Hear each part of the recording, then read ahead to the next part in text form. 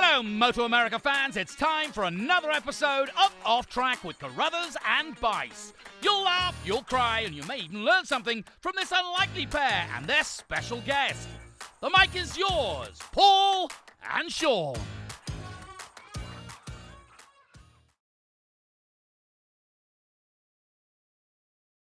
Hello, MotoAmerica fans, and welcome to this latest edition of Off Track with Carruthers and Bice.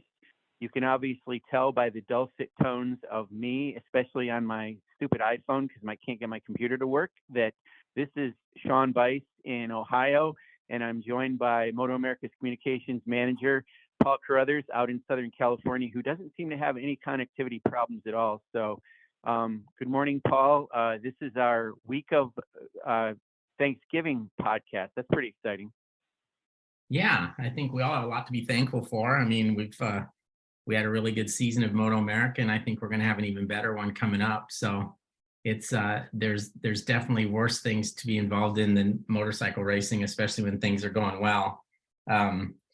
We got what may be a little bit of bad news this morning, but I'm not going to completely believe it until I see it. But we have heard reports that Danilo Petrucci will be racing in World Superbike next year, which kind of sucks because we really wanted him to come back. And I don't know. I want him to make a decision that's good for him too, but I'm just not sure that that's what he should be doing. But anyway, that's up to him and not us. So we'll see where it goes. But go ahead. Yeah, Paul. It seems like it was against all odds. In fact, man, it seemed like there was a bunch of stuff stacking up for him to come back here, including a little bit of what he seemed to be kind of indicating too. So I don't feel like we were left at the altar, but at the same time, I do feel a little bit like a jilted lover somewhat, but we'll obviously follow him in World Superbike just like we do with Garrett, and we'll support him, of course, but it is a bummer.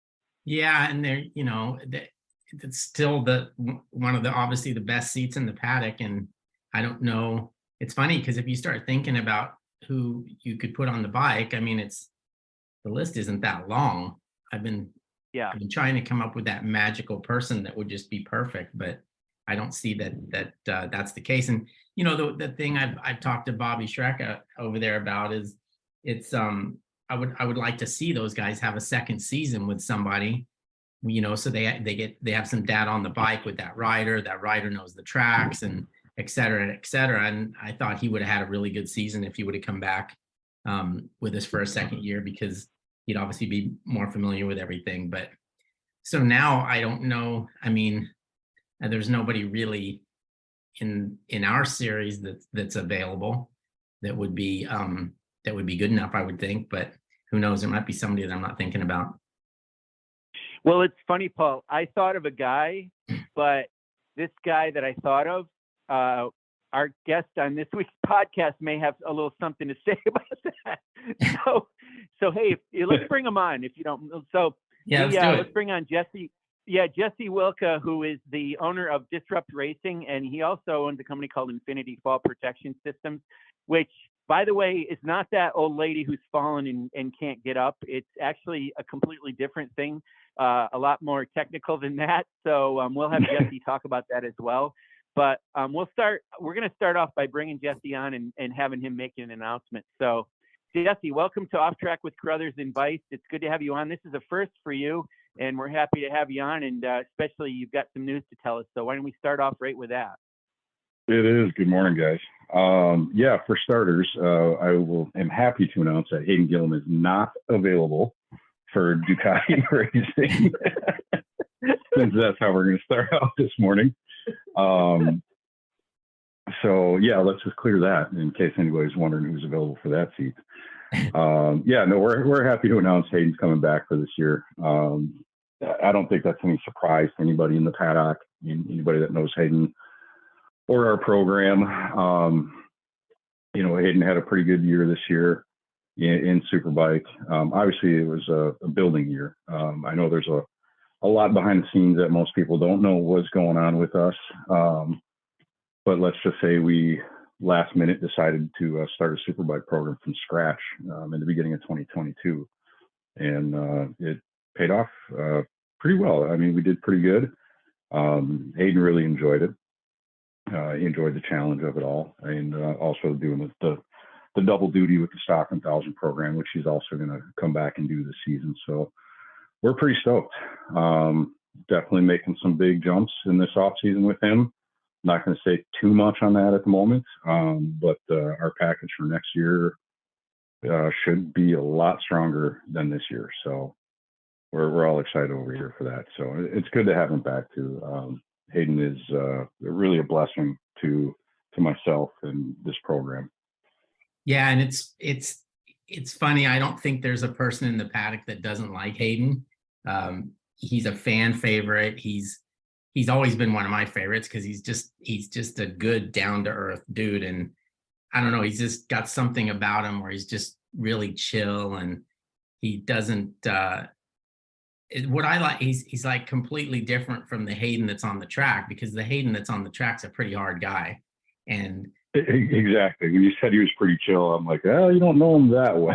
Well, no, that's No, I mean, like he's chill until the visor goes down, and then he turns into somebody that's like, obviously it's a lot amazing to different. watch. Yeah, and he's it really is amazing to watch. Yeah, the fans appreciate him because of the way that he rides. He's such a good guy that even the guys that he has some altercations with at times because of how he rides, they don't seem to have a problem with it, at least once the race is over, And that, I think that tells a lot about the person. And I told him this year at some point when I can't remember what race it was, but it might have been the last one. But I told him, I said, dude, if I ever won the lottery, I would somehow get you a good Superbike team, and I would put money into the program that you've got, or do something, because he's always just been like on the edge of having something really, really good until now. And now it looks like he has that. How difficult, I think people don't realize. I mean, I know your background a little bit as far as the team was basically a club racing team. And then now you've turned it into what it is, which is a highly successful MotoAmerica team. And there's a lot that goes into it that I don't think people realize. Why don't you talk a little bit about that? Like the effort, the money, just the whole package of how hard it is to put something like that together and be competitive with some guys that have been doing it for a long time. It is. It's very difficult. I'll be the first person to admit that I completely underestimated the amount of effort that goes into this. We came in, like you said, we started as a club team. This year was our first season full time with MotoAmerica. Last year we did a full season, but it was kind of we're rotating some pieces around and crew, riders, the whole 9 yards, and just kind of wild carding things as we went. And that was more just to feel things out and see how well we enjoyed it. This year was our first true season with MotoAmerica full time, and it really is a lot of work. I came in as a fan, longtime fan. I've been going to AMA races for 25, 30 years at least, just as a spectator and a camper, and going on the guys' weekends and stuff like that. And you really don't understand how much work it takes until you get in it, and it's very time consuming. It's very expensive. And without massive financial backing, really you're out there, I'm working for the team more than I am for my business at this point, and I'm trying to run a business to help pay for this team. But, it's very time consuming, and it's really consuming. It's not a job. It's really a lifestyle. That's the best way to put it, Right. You got to be all in. And then it's all worth it when you make it to the winner's circle. What's that? Yeah. It's all worth it when you get those podiums and victories, Oh yeah. Yeah. You get up top of the box, and it's something special. That's when all the sigh of relief comes, to all that work, all that pressure. Not even necessarily the pressure so much, but it's like the expectation that we put on ourselves of, we want to do the best that we can, whether that's a win, whether that's, second place, third place, 10th place, whatever we're capable of, we want to do the best of what we can possibly do. So when you get to the top of that podium, it's really something special, and even for that matter, I underestimated that. We got our first win this year. as a program. Second round, doubleheader. We won both races at VAR in the Stock 1000 class. And that's something special. You know, that was something special for our whole program, our whole team, for everybody involved. You know, I know it was a pretty emotional day for all of us, you know, Hayden included, you know, and that's the guy that's won a lot of races. So he's been there before. He knows what it feels like to win, but it's definitely something special when a group of guys all come together for one goal, you know, and we kind of, our team MO basically is we put it all out there, you know, everything we got. So it's a big reward for these guys to get on top of the box. You know, Jesse, I want to ask you a question about Hayden, but you guys were talking about him, and, you know, I want to tell a couple of anecdotes real quick if I can get them out. So years ago, I remember that Brian Dreber had made a comment one time about Nicky Hayden, and it was something where, no, you know, it wasn't Brian Dreber. It was actually Dave Despain, now that I think about it.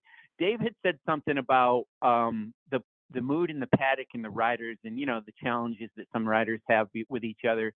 And it was, you know, it was Mladen Duhamel, or it was Mladen with whoever else was racing. And I remember Dave Despain said, you know, but Matt actually really likes Nicky because everybody likes Nicky. And that's kind of mostly the way Hayden is, although I know he's a tough customer on the track.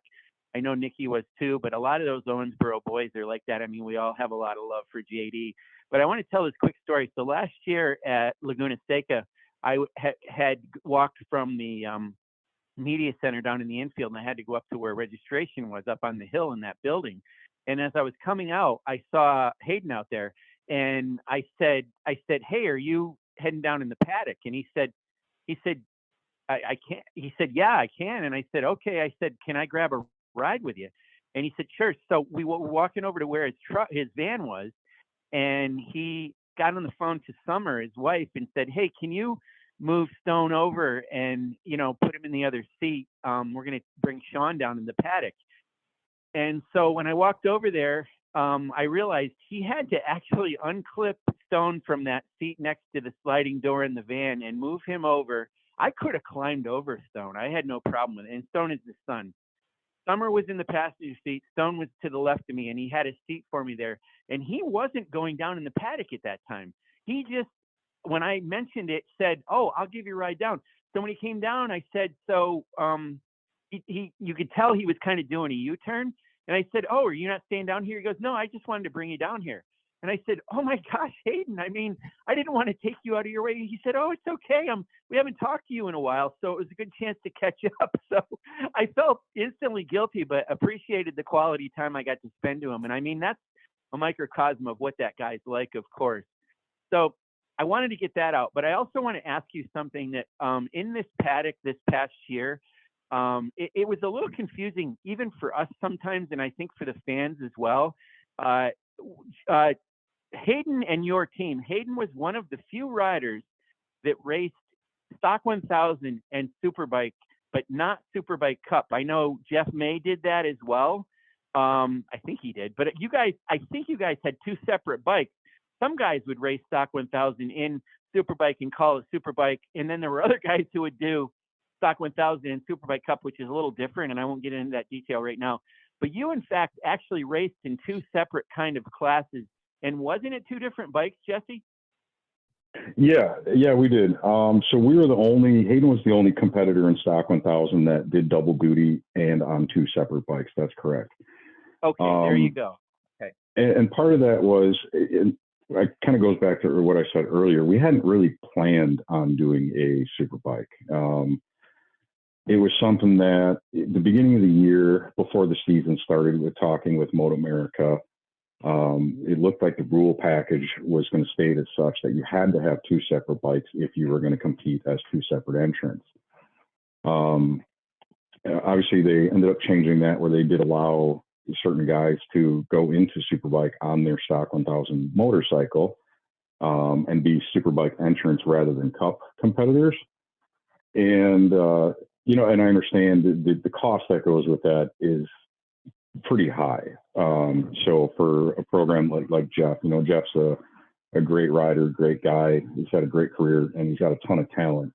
But he's out there, working on a real strict budget. So it makes it difficult for somebody like Jeff or Michael Gilbert to go out and afford that. And I applaud these guys because they are out there pushing to get into Superbike and develop programs at the same time rather than just jump on teams or self-fund and things like that. So I think it was a good move for MotoAmerica to decide that. But ultimately, I don't think we were necessarily aware that they were going to change that rule internally for us. So we had already got a second bike, and we're like, okay, basically both bikes were stock 1000 spec bike. You kind of fast forward in Dakota. We went in Dakota as a quote unquote super bike, running a stock 1000 spec motorcycle with nothing but a triple clamp and a carbon fiber tank extender for Hayden's leg to hang on to a little bit better. And that was it. Wow. And there's our super bike. But since we had decided already, we had two separate bikes, and at COTA, Hayden did fairly well. The bigger problem that we had was running out of fuel because we didn't have a Superbike tank, and the added distance of Superbike, which normally isn't a problem. Apparently Hayden Gillim is the hardest person on the fuel that we've ever seen on data. So we discovered that at COTA that weekend real quickly, and had to go out and quickly buy a Superbike tank for the next round. But, once we got into it, we just kind of looked at it like, look, ultimately we know we're not going to stay stock 1000. Hayden's not going to want to stay stock 1000 long term. The decision to bring him in with stock 1000, I mean, everybody knows he was retired for 2 years basically. So, right. And honestly, it was kind of a last minute decision to bring him onto the team. Not necessarily like we were just waiting or we weren't sure. After everybody knows that Hayden came and raced Pittsburgh for us last year as a wild card, did extremely well. Came from the back, finished third place. Set the track record, I believe, that day as well. But he worked full time on Friday. Drove with his wife, who was pregnant at the time, overnight from Kentucky to Pittsburgh. Was not there for Friday practice or qualifying. Qualified Saturday morning in the wet condition. Started from the back of the grid. It was a great time. Like, it was a very enjoyable weekend. He had a lot of fun. The team had a lot of fun. So we kept talking after Pittsburgh last year and said, hey, if you're interested in coming back, like, I'd love to have you.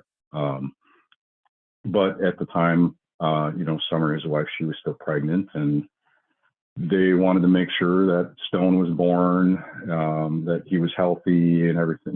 They wanted to make sure that they were instead of just rushing back into racing, they wanted to take their time. So, we agreed to basically sidebar the whole conversation until, Stone was born and they had some time to acclimate as a family and decide if they wanted to go, on the road. So it was, I don't think we decided until late January, something like that, of this year. So obviously at that point, that late in the game, it's not like we had a lot of time to prepare for Superbike anyways.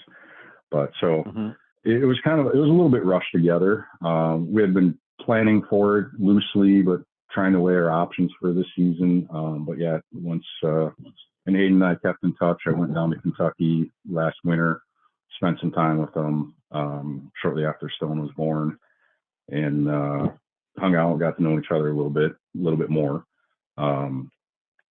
But so fast forward and going into Superbike, where we started our Superbike this year, like I said, basically was a stock 1000 spec bike. There really was nothing other than triple clamps and a tank extender. But we decided, since we had the second bike, we knew the direction of eventually we were going to have to go to Superbike full time. So we decided just one by one, buy a part, buy a swing arm, do something here, do something there, test it, play with it, figure that out. It was just a real slow progression this year of development for the 2022 season. And I don't think any of us really expected to get to where we got at the end of the year with that. There were rounds in qualifying where we were running a couple tenths. We started Lord knows how many seconds behind the front runners in Superbike at the beginning of the year. And there was rounds towards the end of the year where we were running tenths, behind first place in our lap times in qualifying. We had finished fourth place. That was our best place finish with them this year. I don't think none of us really expected that. We knew we could get there. We knew we could do that. Obviously, Hayden is very capable. We know with him, he's capable of winning the dang race if we can get a machine underneath him. Mark Young, his crew chief and technical director, Mark is extremely capable at figuring this stuff out and doing, developing parts and developing chassis. The whole crew is very capable. It's just a matter of putting all these things together. And at the same time, the budget. It's always the budget. So we got to a good point by the end of this year to where we were, regularly competitive. We were always there knocking on the door of the top 5. And we ended up finishing the season in points in 8th place in between Jake Lewis and Richie. So I don't think anybody expected that, but it was good to see, and it was a huge reward. So we want to continue for this next season for 2023. We're investing pretty heavily in Superbike program and making some big moves. So hopefully we can at least pick up where we left off, but there are going to be some massive changes that we have to overcome and figure out. So the idea is that hopefully we can pick up where we left off. We can consistently be finishing in the top 5 and sometime this season be vying for podiums, with him. Because I think as long as we all keep doing our job and we keep growing together, it's definitely feasible. Well, here's a follow-up question to that. And the answer may surprise somebody or it may not surprise somebody. And you got 8th in the Superbike championship. You got 2nd in the Stock 1000 championship, actually tied on points, and you lost because of a tiebreaker because Corey Alexander had more victories. Which of those two ended up being more gratifying?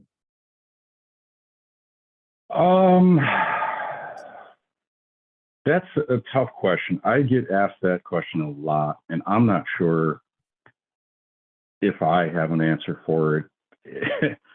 Even internally as a team, we've discussed that, and I don't know if any of us really have an answer for that, including Hayden. Yeah, it is pretty hard. It was really tough. I mean, Stock 1000 was our focus. That was our goal. We wanted to win that championship. First goal was go win races. Well, we knocked that out of the way by round 2. We had some mechanical and technical issues, kind of the little mid-season blues. There was a couple of parts that we had fail on us, most notably MotoAmerica. We snapped the crankshaft just randomly, but so there's a DNF there. So there were several little things that added up from the beginning of the season and mid-season in the Stock 1000 program, which is to be expected as well. I mean, it was a new program. It's a new group of guys put together, at least all working together for the first time. So there's growing pains that are involved with that.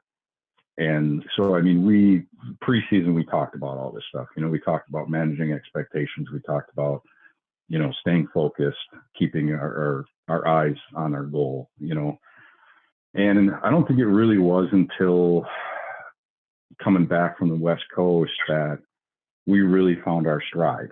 That's when we really started to click. There's the back half of the season. And I think that showed. I mean, Hayden pretty much just dominated the back half. Minus the crash at Pittsburgh. We did have an issue with fuel pickup at Brainerd, which cost us a win. Again, one of those stupid little things. But this stuff, over the course of the season, these little things add up to be big things. So there's a lot of little things that added up, and it's everybody goes through this too. We talk to that fact as a team regularly. Like, look, everybody in the season is going to go through some type of problems. Everybody's going to have some type of mechanical problem. Everybody's going to have possibly injury come up. So it's a matter of just fighting through that stuff and continuously going and digging, week after week after week, because it's a long season. It doesn't seem like 9 or 10 rounds is that long, but you stretch that out for 8 months of the year and you're pretty much at the racetrack every other weekend if not some months every weekend if you're going out and doing testing. It's a really long season and it's a lot of work. So we have to continue to focus on that. So the Stock 1000 side was our focus, and that's what we really wanted, that championship. Once we knew, okay, we started hitting our stride, we can do this, we can come back, we can win this thing. It's something that we all really, really wanted. The tie, the downside of the tie, it's like, okay, we did really good. That's our first year. Great. Shows a lot of potential. Great. We know we can come back next year and, you know, we can win this thing if we continue to put forth the same effort and stay on, you know, ourselves and continue to focus. Great. But at the end of the day, it's kind of like kissing your sister. Right. You know, time for championship. It's a little bittersweet, you know, because you think back at all these things that added up. You know, the crash at Pittsburgh, one little thing could have changed the outcome in our favor, and would have. You know, we had a substantial amount of bad luck in the beginning and middle part of the season that most people aren't aware of, but you know, we just kept moving forward. So the Superbike side, it was very rewarding. There was definitely some weekends where in the Superbike side, we had a lot more fun. You know, it was probably more so because there's not so much expectation on us in the Superbike side. There's less pressure, even internally. You know, outside pressure, our whole team does a really good job. Outside pressure is not a thing. It's not a factor for us in our program, which is really good. You know, these guys, the whole team, the whole program is really good at staying focused and operating as a team.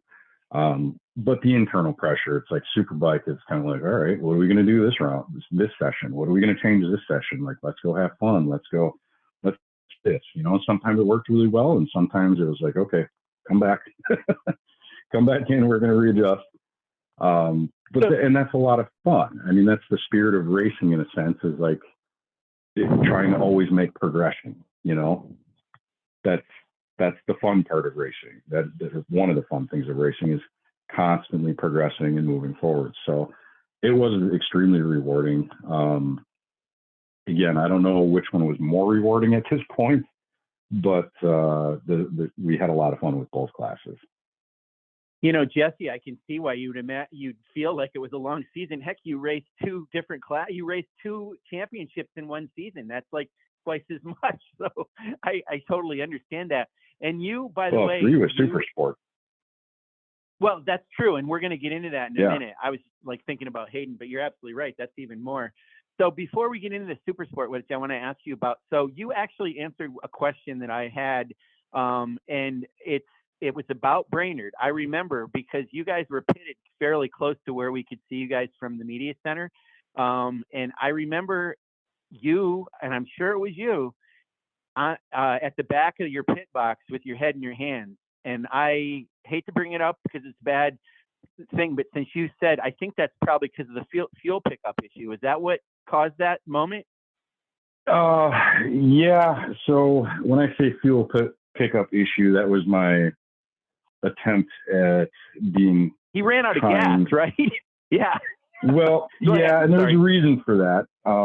You know, quite frankly, when the race was red flagged at Brainerd, and this is something that I've addressed with MotoAmerica, we've addressed this with the AMA, FIM, and there was actually some rule changes mid-season, the next round after Brainerd put into place to avoid this. The short end of the story with Brainerd is we got screwed out of the win. What ended up happening, the long version is, everybody knows the race was red flagged and it had 3 laps remaining. Per the rules, the race was not to restart. Before the bikes ever came down hot pit, I was already with track marshals and talking to race control, be like, this race is over. No, we're going to restart it. Like, the rules say it's over. Well, you know, we don't care. We're going to restart it. And for whatever reason, the communication in the tower that weekend, I don't know who was making the calls. I don't know. There's a lot going on at Brainerd. A lot. I mean, and we could talk about that later, I guess. But with everything that was going on at Brainerd, it was everybody, the whole paddock, teams, myself included. It was a very difficult weekend with the loss of Scott. Scott was a very good friend of mine. Right. And so there was, it was already challenging enough to stay focused, but somebody somewhere made the wrong call to restart the race. And we were told the race was going to restart with 4 laps, I believe. So we calculated fuel for 4 laps and our cool down and warm up, and okay, we're good. We put a little splash in, we're fine. Well, after the bikes after pit lane had already opened, is when we were notified as a team that it was actually going to have a lap added to the race. So, and at that point, if you know the rules in MotoAmerica, once pit lane opens on a restart, it's 60 seconds. And the pit lane had already been opened by the time we were aware of the 5 laps. So there was a breakdown in communication, pretty bad that weekend. So for whatever reason, it happened. I wasn't happy about it. Trust me. A lot of people in your front office that know I was not happy about this. But at the end of the day, it again, it's one of those things. It's you got the highs and the lows of a race season. So for us, that was just another challenge that we had to overcome. And we finished 4th. Hayden was dominating that race even after the restart. He was gone. Even after the restart, there's nobody that was going to catch him. And we knew the situation that we were in because of the communication and how that all happened. Even the timing and scoring screens showed a different lap count than what we were told as the bikes were rolling out. Our spotters, even on the finish line clock showed, 4 laps, not 5 or whatever it was. So it was just a unfortunate,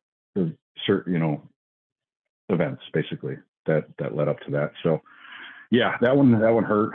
That one, I definitely probably had my hands on my head on the TV broadcast.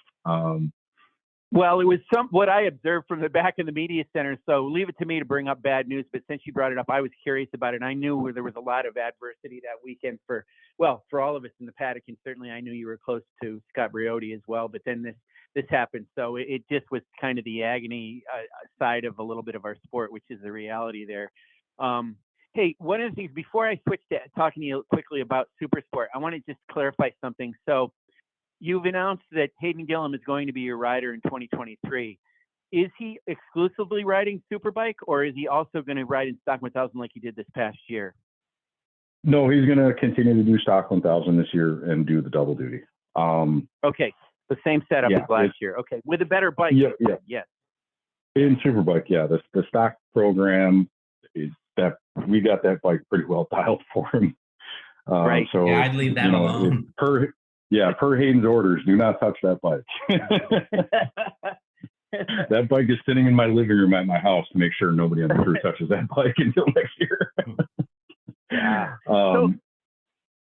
So let's talk about sorry to interrupt you. Let's talk about, we're just getting close on time. Let's talk to you about the middleweight side of your middleweight program that you have, the Supersport and Supersport Next Generation. So you actually ran 2 bikes, about halfway through the year. You started out with Carl Soltis, who's been with your team for a while, and he was on a GSX-R1000 with the kit that he got from Team Hammer. And then you had a 600 that I think he may have started the season with, or you had it.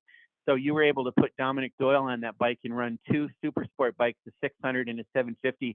I think it's pretty clear to most everybody that 750, it does everything the 600 does, but a little bit more. And it seems like that's the way to go in the future on that bike. But talk about your 600 program. I say 600, I should say Supersport program this past year, and then what you're planning. Yeah, because it really isn't. And what you're planning to do this year with which riders, if you would. Yeah, this year, we started out Daytona. We had to run the 600, which is why I still had a 600 left over. Unfortunately, the electronics package was not completed for the 750 by the time Daytona came around. Again, the rule change in the off season came rather quickly. There was a lot of conjecture going back and forth what was going to happen. And by the time it was announced, that everything for everybody was kind of just a little bit behind the ball, especially given the fact that the 750 is the only next gen bike that does not already have electronic throttle bodies, meaning ride-by-wire throttle. Right. So there's a lot of development that had to go into that in a short time period. Hammer, they took up the mantle per Suzuki, and they dealt with the development of the throttle bodies and the motors and all the parts that went into that. So there was a ton of work that had to go into a small time period. Unfortunately, the package was not ready for Daytona. So we had to start the season. We had gotten the 750, but it had to be basically sidebarred until after the fact. So we ran the 200 last year with Carl and Hayden on 600s. So we had, going into the regular season, Carl was our super sport rider for the year, full-time entrant. You're in regards to Dominic coming in the back half of the season, it was at Laguna. I had talked to Colin Barton. I know that Dominic had some crashes and some things in the Twins Cup. They had some challenges. It didn't look like they were going to be able to make the Brainerd round. So Colin and I are good friends, and he said, hey, I got to keep this kid on the track. You got a bike that he can get on. So I said, well, I got the 600 sitting here at the shop. It's got fresh motor, and she's pretty much ready to rock and roll. So we brought Dominic in for the Brainerd round, which originally was just going to be one round. We had some weird things happen on Dominic's bike that weekend. Most notably, race one, the first super sport race at Brainerd, he ended up crashing. But what you don't see is why he crashed. We had 2 clip-on bars, brand new, out of the box, clip-ons that the same brand, same spec, everything that Hayden had on his thousands and Carl had on his bikes previously. Brand the box parts, 2 clip-ons just totally snap in his hand. There was a manufacturing defect. So that took him out of race one. It was a freak thing. You don't think it's South African freakish strength? Dom's not that big. They're the same bars that I run. I'm a big fella, so. Okay. But yeah, it's just a weird thing, so there was that. We also had an issue with a brake reservoir, a defective brake reservoir, brand new part out of the box, put it on the bike, everything's fine. He goes off for the sighting lap, and there's a problem. So we had 2 really weird issues happen with Dominic's bike at Brainerd. And in race 2, Dom did a great job race 2. He had to come back in after the sighting lap and start from the back of the grid. Worked his way up to the front group. Unfortunately, he burned his tire up getting up to the front group, so he kind of faded at the end of the race. But, that kid, he raced his heart out there and did a great job. I felt really bad what had happened with the bike, because we're all standing there just scratching our head like, how is this happening? These are things that none of us have ever encountered before, the issues that were going on. And again, just weird parts failures, manufacturer defects. I don't know if it's a COVID year build or what's going on, but, they just weren't up to par. So, I talked to Dom after the week and I said, look, we need to bring him back to Pittsburgh. I know that Bartcom's going to come back with his Twins Cup program at that time. And I talked to Colin, and in typical Colin, of course, he's busting my balls all weekend after what, all that stuff that happened to the bike.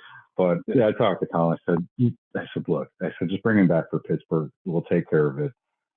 It ain't going to cost nothing. Just, I felt bad, just on a personal level, I felt bad. I'm like, we can't leave that like that.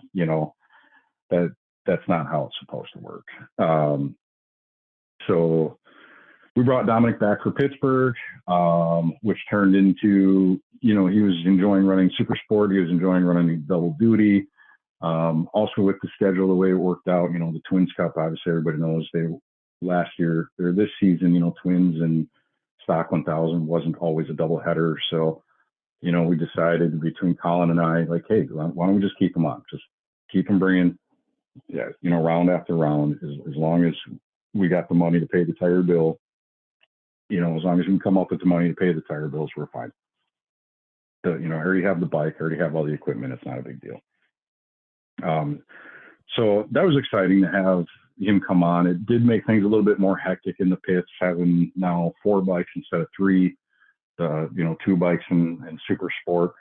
But we also wanted to use that as a gauge to figure out where we were going to move with our Super Sport program for 2023 and beyond. We wanted to see the feasibility behind the logistics and the cost and the crew and what we're capable of as far as running a 2-bike program for Super Sport.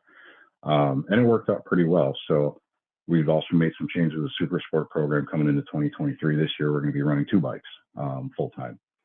So, it was kind of it was a test, it multi-purpose, if you will.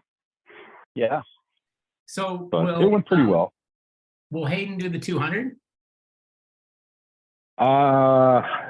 Yes. Okay. Hayden is planning on doing the 200. Another big announcement from Jesse Hwilka of Disrupt Racing on Off Track with Carruthers and Bice. Breaking news. You guys get the scoop. You guys get the breaking news. I don't know who this Petrucci guy is, but that's the news of the day. Yes. So he'll do the 200 and he'll do it on a 750 Suzuki. Correct. Yeah, Okay. We've been playing around with that. It looks like we've got some sponsorship now that's willing to come forward. The thing is that we really want to do the 200. Hayden really wants to do the 200. The thing with Daytona and the 200 is we all hate the Daytona 200. Right. And I think everybody in the paddock agrees the Daytona 200 sucks.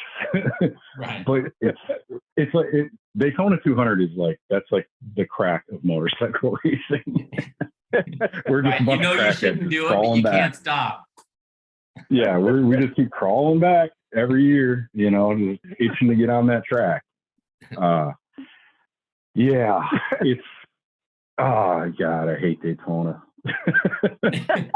I hate Daytona as a team owner and as a racer. I've raced there myself, and I just could never go good there.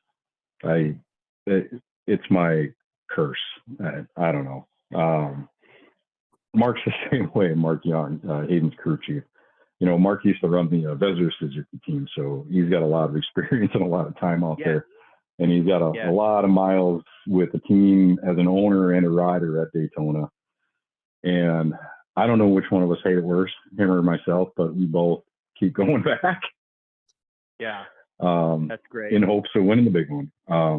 But, we know we've got a competitive package. So we can go, we know we can compete.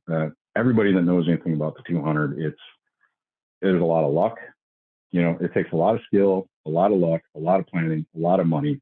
It's a lot of everything, and if the cards fall right and you're there at the end in that lead group for the last 2 laps, I mean, anything can happen.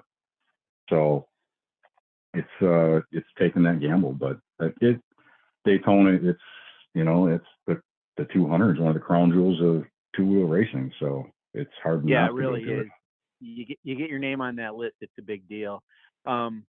Hey, Jesse, so, let's wrap up by talking about your company. And I joked in the beginning about it's not the woman who fell and couldn't get up. So Infinity Fall Protection. I'd be a lot richer if it was. Yeah. Well, I wouldn't need sponsors if that was the company. Well, yeah, because it was on TV. But you know what? I want to lead into something. You made a point about something, and it's guys who have companies and then have race teams that aren't related to the company. And what that is that's a testament to the success that you've had with that company, because you pointed out you seem to be more focused on the racing now than on that company. Well, obviously the company's doing well and it's successful, so you can do that. So that's a big deal for you. But talk about Infinity Fall Protection Systems and what it is. So Infinity Fall Protection Systems, we get this all the time at the racetrack. We do custom design, engineered integration systems for fall arrest and safety hazard mitigation for OSHA compliance. And it is just as complicated as all that sounds. Exactly. Exactly. Yeah, I mean, everybody knows who OSHA is, the federal governing body for safety in the workplace. We fall into a niche category that is quite large, actually, but it's fall protection safety hazards. So anytime somebody's working at height at a manufacturing facility, I mean, it could be as simple as guys working on a rooftop in a warehouse or climbing 1,000-foot towers. They need something, somehow, somewhere to have an engineered system integrated into that structure for them to tie off to and keep them safe if they do slip and fall. So it's a pretty niche industry. It's pretty complicated, pretty technical, but it's what I enjoy about it. It's a lot of fun. You get to go a lot of different places, a lot of different clientele. Most people in construction know what fall protection safety stuff is, the harnesses, retractables, things like that. We actually don't deal with construction. We deal more with general industry and manufacturing facilities for long-term permanent solutions for their workers. But it's a pretty cool job. Travel all over the country. We are nationwide. We install in 49 of the 50 states, or I should say 48, because I haven't been to Hawaii or Alaska yet. Yeah, we work nationwide. We've got a really good, solid customer base that treats us really well. We're basically founded on reputation. You know, everything's word of mouth.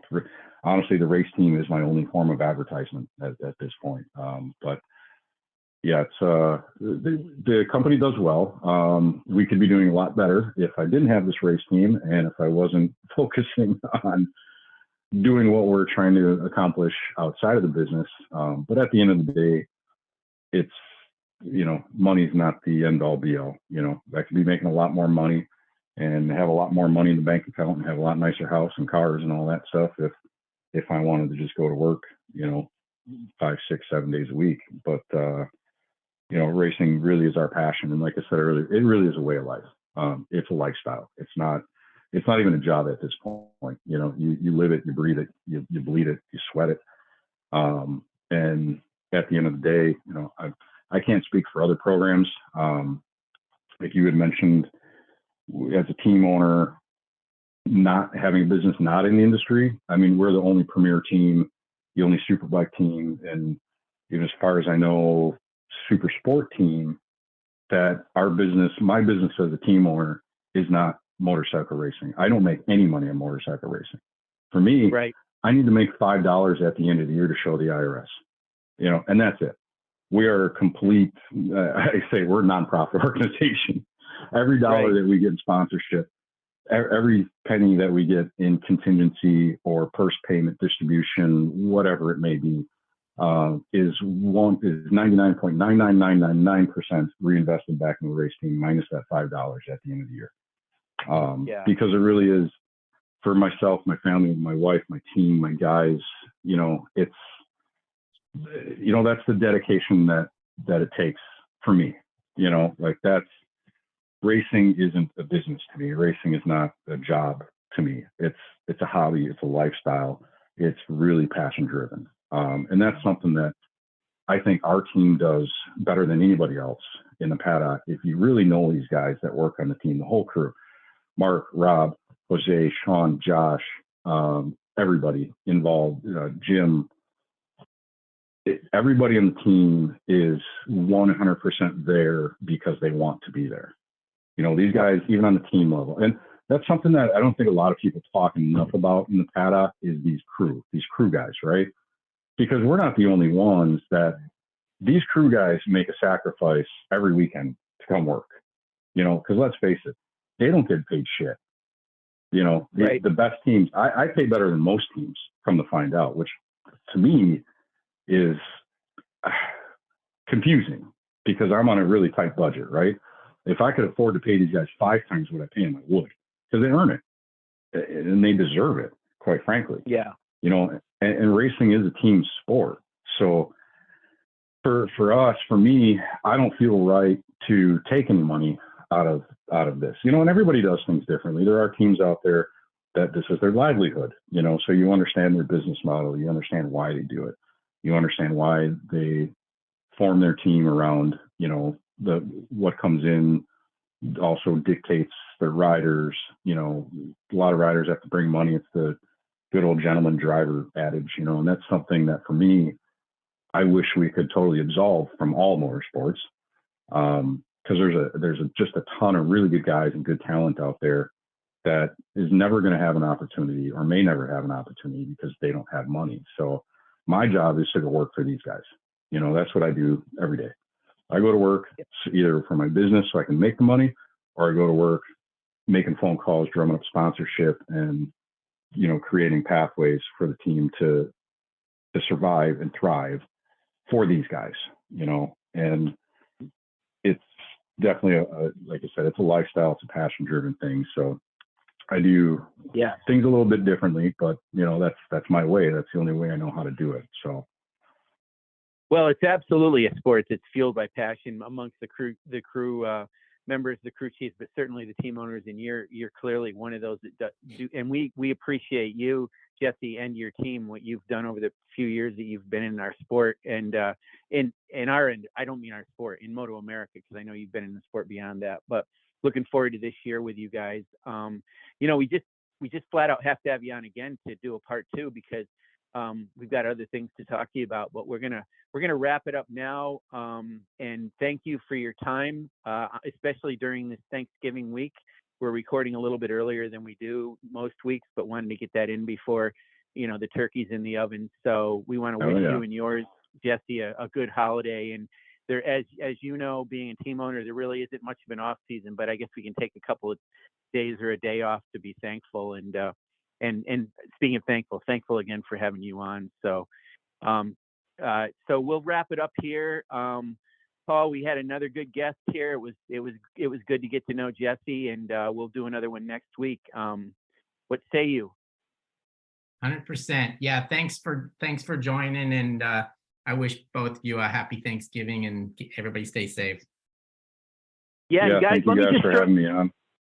Yeah, thanks, Jesse. And sorry, I'm always trying to promote something. And I just want to let you guys know. So Friday, the day after Thanksgiving, which we all know is being Black Friday. Well, that's the day that our tickets are going on sale for our rounds. I think Daytona is already on sale, but it's our other 9 rounds for the season. And the ticketing is going to be opening up on that day. So absolutely, when you're online looking for gifts for people, include us in that as well. Go on our website and choose which rounds you want to go to, who you want to go with, and make sure you get those tickets for what's going to be a fantastic season coming up, featuring Hayden Gillim on the Disrupt Racing Superbike and Stock 1000 bike this coming year. So thanks a lot. Yeah, 2 Super Sport guys. Don't forget those guys. And Carl, yes, I'm sorry. Yes, that's you're right. Part 2. Part 2 will be I'll fill you in on the Superbike. On the Stock or Super Sport side, we've got some big moves being made there. Okay. I think everybody should stay tuned for that. I think there's a lot of people going to get real surprised real quick. Sounds good. Yeah, let us know. This year. We'll promote it. You gave us 2 scoops today, so let us know, and we'll absolutely get it out there with a story on the website or whatever, and social media posts. So that'll be great, Jesse. Thank you. All right. Yeah, thanks guys. I appreciate your time, and please everybody go buy tickets. Like you said, buy them this year. Support every team.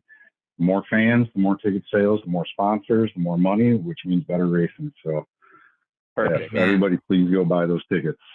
All right. Thanks, guys. All right. Thanks, man. Okay. Thanks.